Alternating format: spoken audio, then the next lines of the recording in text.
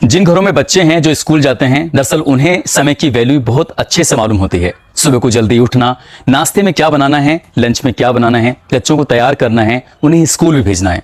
बहुत सारी जिम्मेदारी होती हैं। खासकर ये जिम्मेदारी या तो बहन या माँ या बुआ, इन सब की जिम्मेदारी में आती है और सुबह सुबह वो अपने काम में लग जाती हैं। ऐसे में उन्हें कुछ भी दिखाई नहीं देता, दिखाई देता है तो सिर्फ बच्चों को तैयार करने पर पूरा ध्यान रहता है। आज की जो सच्ची घटना मैं आपको सुनाने जा रहा हूं, इस सच्ची घटना में कुछ ऐसा ही होता है। बच्चे स्कूल जा रहे थे, उन्हें स्कूल भेजना था और गैस सिलेंडर जो था वो अचानक से खत्म हो जाता है।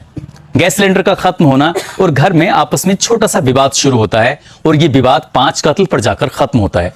लेकिन जब लोगों को इस घटना के बारे में पता चलता है कि आखिरकार मरने की या कत्ल करने की वजह क्या थी, तो वो वजह वाकई बहुत हैरान करने वाली थी, परेशान करने वाली थी। इस घटना की गूंज न केवल उस प्रदेश में है बल्कि पूरे देश में गूंज चुकी है कि कोई व्यक्ति अपनों के साथ आखिरकार ऐसा कैसे कर सकता है। आदाब, नमस्कार, सत श्री अकाल। मैं उस्मान सैफी। आज की जो सच्ची घटना मैं आपको सुनाने जा रहा हूं, ये सच्ची घटना है उत्तराखंड की राजधानी देहरादून, और देहरादून का ही एक थाना लगता है रानी पोखरी। दरअसल यहां का एक इलाका है शांति नगर। सुबह के 6:45 और 29 अगस्त की बात है। एक व्यक्ति जिसका नाम है सुबोध जायसवाल, वो अपनी पत्नी के साथ मंदिर से पूजा करके घर आ रहा था और जैसे ही वो अपने घर के दरवाजे पर पहुंचता है, दरवाजे को खोलने की कोशिश कर रहा था, अचानक ही पड़ोस में रहने वाली एक लड़की है अन्नपूर्णा, उसके चीखने की, उसके रोने की आवाजें आ रही थी। वो बहुत जोर जोर से चिल्ला रही थी। ऐसा लग रहा था जैसे कई बार बच्चे कॉकरोच को लेकर डर जाते हैं और चिल्लाने लगते हैं। तो शुरुआत में उन्हें ऐसे ही लगा कि पता नहीं क्यों ये बच्ची चिल्ला रही है। और जैसे ही वो अपने घर का दरवाजा खोल रहे थे, पत्नी ने कहा कि एक काम करो, दरवाजा बाद में खोलना, पहले जाकर देखो पड़ोस में हुआ क्या है, आखिरकार वो लड़की इतना क्यों चिल्ला रही है। तभी वो खिड़की से झांकने की कोशिश करते हैं और खिड़की से झांकने की कोशिश जब कर रहे थे तो इस घर का जो मालिक है महेश तिवारी, वो अपनी इस छोटी वाली बेटी को कुछ धारदार हथियार से उसको गोद रहा था, मार रहा था। और बच्ची इसलिए अपनी बचने के लिए चिल्ला रही थी, चीख रही थी। तभी वो दौड़ता हुआ मेन गेट पे जाता है, मुख्य द्वार पे जाता है। उसे खोलने की कोशिश कर रहा था, वो बंद था। ये बंद होने की वजह से वो कुछ नहीं कर पा रहा है। उसने तभी जोर जोर से चिल्लाना शुरू कर दिया। आसपास के जितने भी घर होते हैं वो जाता है, उन्हें जोर जोर से दबाता है, जोर जोर से आहट करता है, लोगों को बहुत तेजी से आवाज दे रहा था। उसके पास टाइम नहीं था, टाइम बहुत कम था, फिर भी उसने कम से कम समय में अपने आप को लोगों तक पहुंचाने की कोशिश की ताकि लोग उस तक पहुंचे और उसकी बात सुने, और बात सुनने के बाद यहां आए महेश तिवारी के घर में और लोगों को बचाने की कोशिश करें। आखिरकार क्यों अपनी वो बेटी को मार रहा है। उसके बाद फिर से वो झांकने की कोशिश कर रहा है। जो देख रहा है तो उसकी मां है, लगभग 75 साल की उम्र है महेश तिवारी की। वो कपड़ों की तह लगा रही थी। घर में अभी तक सब कुछ ठीक था, वो बच्ची अब मर चुकी थी, यानी कि उसकी सांसें चल रही हो या बचने की कोशिश कर रही हो, वो घायल अवस्था में थी। तभी उसके दिमाग में आता है क्यों ना रानी पोखरी थाने को फोन किया जाए।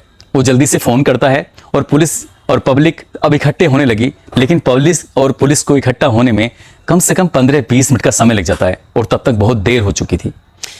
दरवाजा तोड़ा जाता है, अंदर घुसा जाता है। वो व्यक्ति महेश तिवारी भी घर के अंदर ही है, लेकिन घर के अंदर का जो दृश्य था, नजारा था, वो वाकई बहुत भयानक होता है। ऐसा दृश्य, ऐसा नजारा उन लोगों ने तो कभी देखा ही नहीं था। पुलिस वाले खुद सकते में जाते हैं, पुलिस वालों के खुद रोंगटे खड़े हो जाते हैं। वो करें तो क्या करें उस सब कुछ देखने के बाद।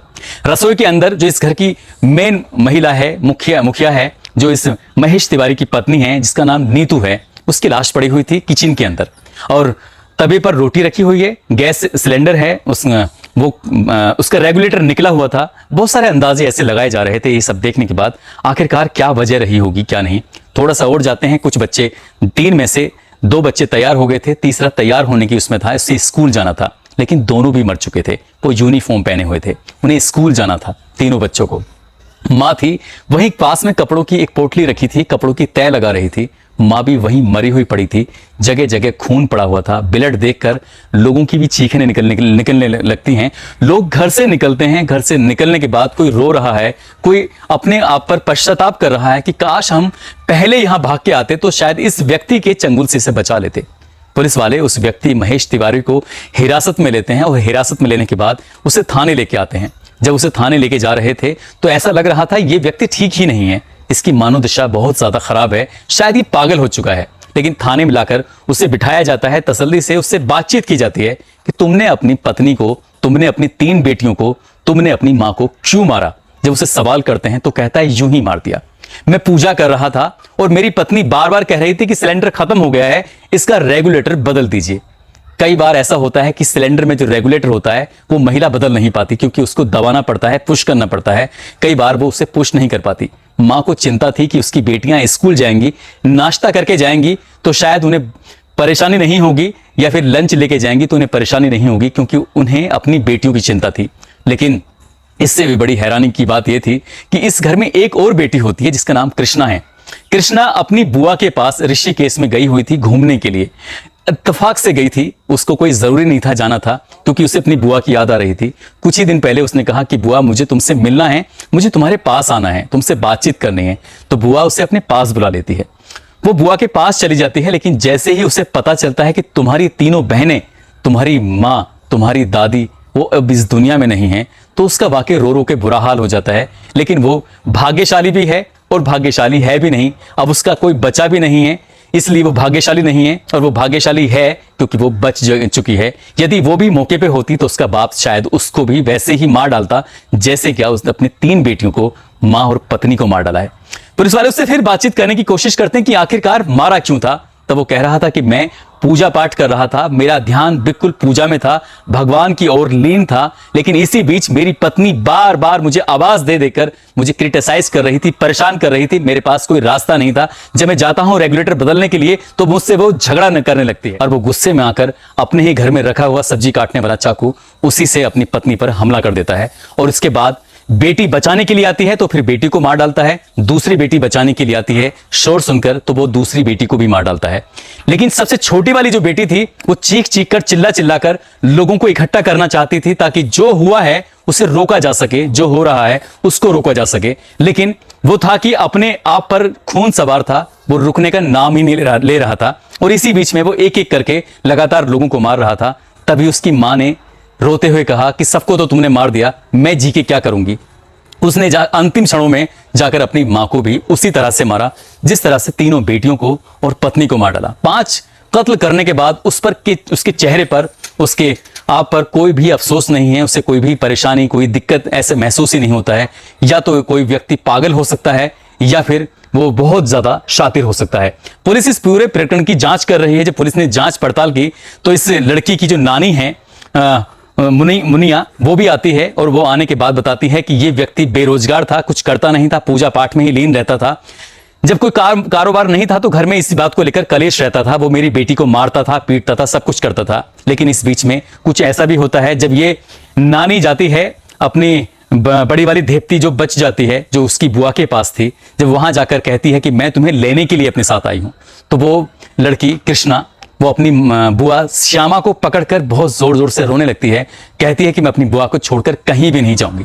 उसने अपनी नानी के साथ जाना गवारा नहीं समझा, इसलिए पुलिस के निशाने पर घर परिवार के बहुत सारे लोग हैं। आखिरकार क्या वजह है, पुलिस अभी अंतिम क्षणों तक नहीं पहुंची है, लेकिन पुलिस ने आरोपी को गिरफ्तार करके जेल जरूर भेज दिया है। पुलिस की कोशिश है कि कम से कम समय में आरोपियों को सजा दिलाई जाए और किसी को भी बख्शा ना जाए। लेकिन हैरानी होती है कि कोई व्यक्ति एक साथ इतने कत्ल कैसे कर सकता है, वो भी इतनी सी बात पर, क्योंकि वो पूजा कर रहा था और उसकी पत्नी बच्चों के लिए खाना बना रही थी। दोनों अपने ही अपने कामों में लीन थे। पूजा का समय बदला जा सकता था, वो बाद में हो सकती थी, लेकिन स्कूल का एक टाइम निश्चित होता है, उसे बदला नहीं जा सकता, क्योंकि 1-2 बच्चों के लिए टाइम कभी बदल भी नहीं सकता। इसलिए वो जो उसकी महिला पत्नी है नीतू, वो अपने बच्चों के लिए रोज ही सजग रहती थी, आज भी सजग थी। लेकिन आज उसके पति को इतना गुस्सा आता है और वो जिंदगी का काम तमाम कर देता है। दोस्तों, इस घटनाक्रम को सुनाने का उद्देश्य किसी को परेशान करना नहीं है, किसी का दिल दुखाना नहीं है, बल्कि आपको जागरूक करना है, आपको सचेत करना है। ऐसे मामले अगर आपके सामने आए, कोई गलत कदम उठा रहा है, तो जरूरी है बहुत जल्दी से जाएं। घर का दरवाजा तोड़ना पड़े, कुछ भी करना पड़े, आपकी कोशिश होनी चाहिए किसी की जान बचाने की। यहां पता नहीं किसकी लापरवाही कहें, किसकी ना कहें, लेकिन 5 लोगों की जिंदगी हमेशा के लिए खत्म होना, ये बहुत बड़ी बात होती है। जाते जाते कुछ लोगों के जन्मदिन है, जिसमें मोहम्मद मेहताब आलम है, बबीता, सदफ सिराज, मनोज यादव, करण, आलम खान, इन सबको जन्मदिन की बहुत बहुत शुभकामनाएं।